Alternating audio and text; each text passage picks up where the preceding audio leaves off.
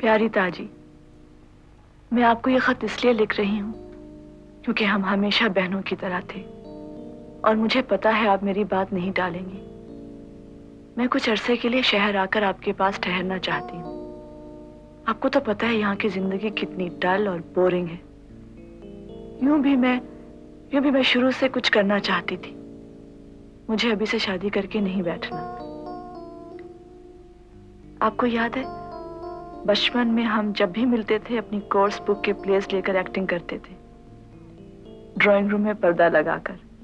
और एक दफा आपने कहा था कि बड़े होकर मुझे एक्टिंग ही करनी चाहिए।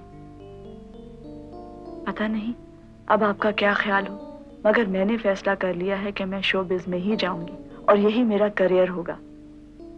मेरी एक पुरानी दोस्त नताशा एक एड एजेंसी में काम करती है और उसने मेरी मदद करने का वादा भी किया है। अब्बा यकीनन मेरी मुखालफत करेंगे और फुप्पो चाहती है मैं शादी कर लूं। लेकिन आप तो मेरा साथ देंगी ना? कहीं ऐसा तो नहीं कि आप भी बदल गई हूं?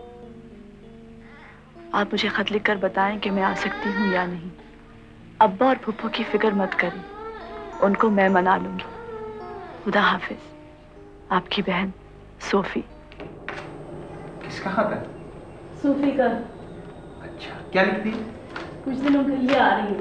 ओह, बहुत अच्छी बात है। सनिया, बेटा मेरी कैप लेके आओ। कब आ रही है? बस थोड़े दिनों में। पापा को खुदा हाफिज करो। Bye bye. बाय बाय करो। आपकी टोपी। थैंक यू बेटा। अच्छा तारा, खुदा हाफिज, मुझे शाम को देर हो जाएगी। हाँ? अच्छा लो बेटे, इसको पकड़ो से। भाई को